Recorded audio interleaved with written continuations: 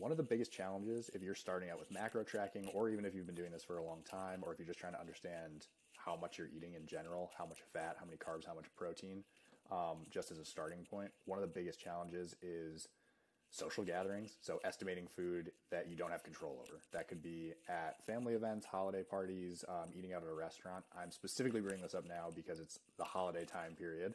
But this content's applicable any time of the year that you're don't have full control over the ingredients that are going into your dishes. So I'm going to make a recommendation for how we try to track these. And there's a couple different methods you can use to try and estimate. So it's basically a 3-step process, maybe 4, an order of where we would start based off the easiest for tracking and then getting to the most difficult, but probably the most accurate. So with that said, if you are at a social gathering, like a family gathering, you're eating out at a restaurant, what I recommend doing first is, one, does that place have nutrition? If you're at a restaurant, so fast food restaurants are a good example. Most of them have nutrition calculators. I think it's actually a requirement now. So you can actually go on, find the nutrition for what you ate, and enter that into MyMacros+, MyFitnessPal, whatever app you're using.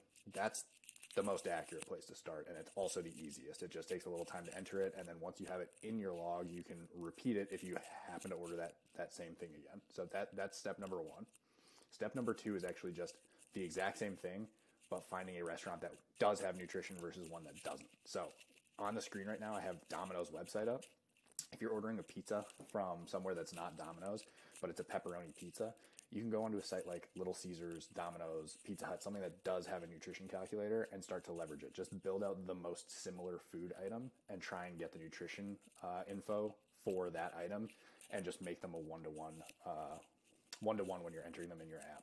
So on this sheet right now, or on this web page in front of me, I'm on Domino's website. You can actually build out exactly what you want. So if you have Brooklyn style versus thin crust versus hand tossed pizza, you can put the size in here, you can add all your ingredients, and then over on the right hand side you have this pizza, and it'll add the calories as you add ingredients. And if you click on view details, it'll give you the breakdown of your fats, your carbs, your proteins, etc. I think there's fiber in here somewhere. It should be around carbs. DF, dietary fiber. So you can take that and use that as an analogy. That's, again, very similar to the first step, and probably the most accurate. And then if none of that works, you're eating something that you can't find the nutrition anywhere, or it's not similar at all, it's not going to be representative. The next steps I would have are either finding it in your app database. So if you're using MyMacros+ or MyFitnessPal, searching for a similar entry and fact checking it, because a lot of those entries can be way off, and looking for something that is somewhat similar and using that. It's going to be less accurate, but it's better than nothing. Alternatively, what you can do is go on my preferred database of choice, which is Nutritionix, which is this website, nutritionix.com. I think these are generally more accurate than any of the MyFitnessPal or MyMacros+ databases. And there's usually more than one entry, and you can do a better job of fact checking it. It also lets you change the serving size, which is really helpful. So since it is the holidays, if you are eating food that has been prepared by someone else, I'm going to use mashed potatoes as an example.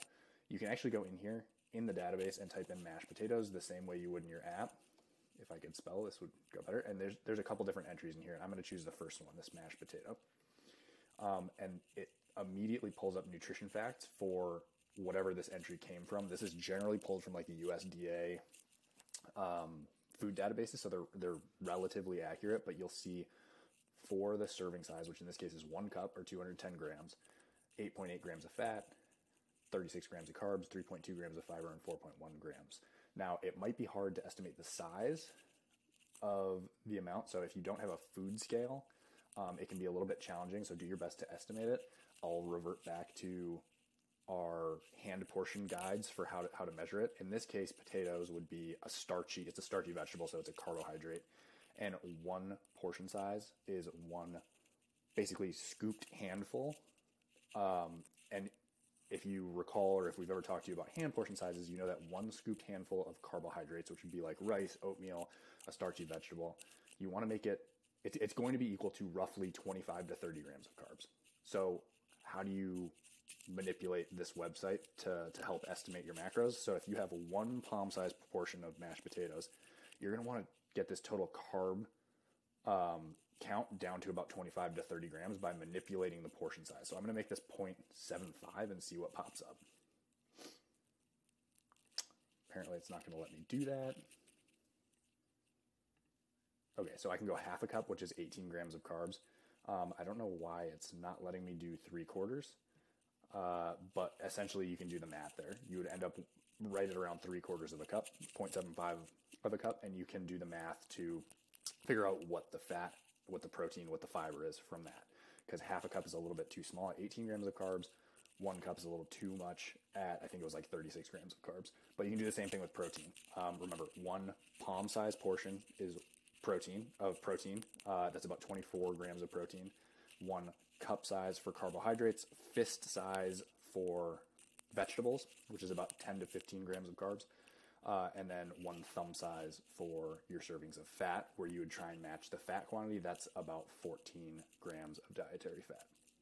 The last portion is probably the most difficult, but probably the most accurate, is to take that food item and break it down into individual components, which is the least fun and it takes the most amount of time.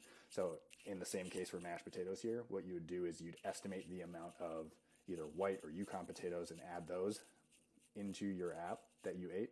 The amount of butter, milk, if there's cheese or something else in the dish, you'd add those individually into your app to build that specific recipe as well.